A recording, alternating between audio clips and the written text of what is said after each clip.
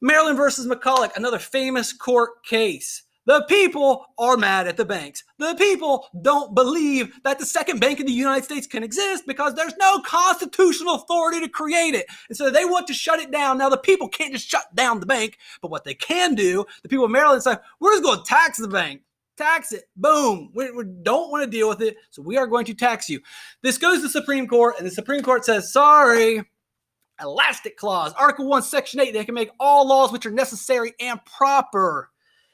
And is it necessary for the government to have a bank? Well, after this last video, I would say no, but Marshall says that it is necessary for the government to have a bank to store money and to make loans, and it's not completely wrong, even though it seems like it's pretty wrong at this point. Either way, he will justify, based on that part of the Constitution, that yeah, they can make their own bank. And they'll go further and also saying that, according to Article 6 of the Constitution, here's that thing again, the Supremacy Clause, the Constitution is the supreme law of the land, and the federal government is more powerful than the state government. So if Maryland wants to fight the Constitution, Maryland loses. And if Maryland wants to fight the federal government, Maryland loses. This is the Supremacy Clause. Federalism, the power flows down.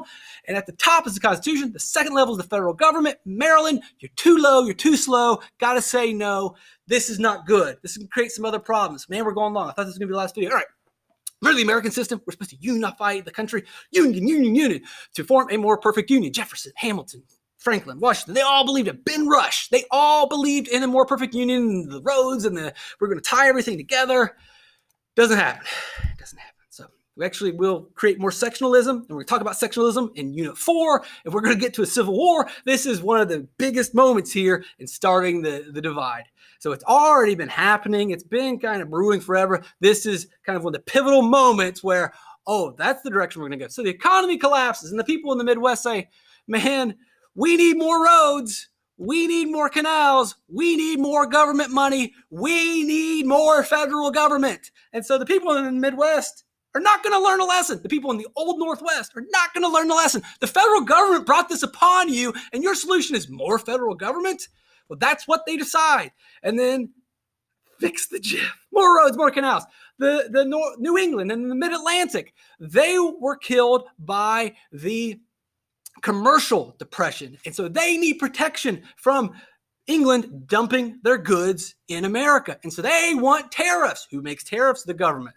So their solution to the economic collapse is more federal government. The federal government created this problem. You want more federal government? You people crazy. But that's what they wanted. Meanwhile, the South was looking at what's going on and saying, what? You want more federal government? You want more federal government? Don't you see what the federal government's doing?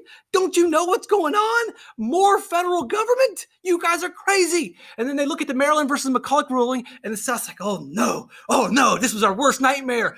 The anti-federalists are waking up to the idea that the Constitution, the federal government, is creating this absolute power, almost getting a monarchy again, another king. This is exactly what we didn't want. This is why we didn't want to start the Constitution.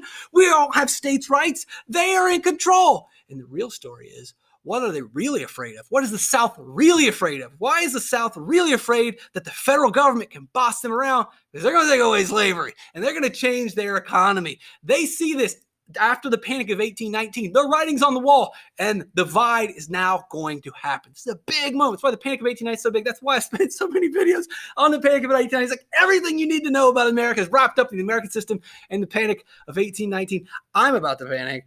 I am worn out. I'm going to have to take a couple of days off.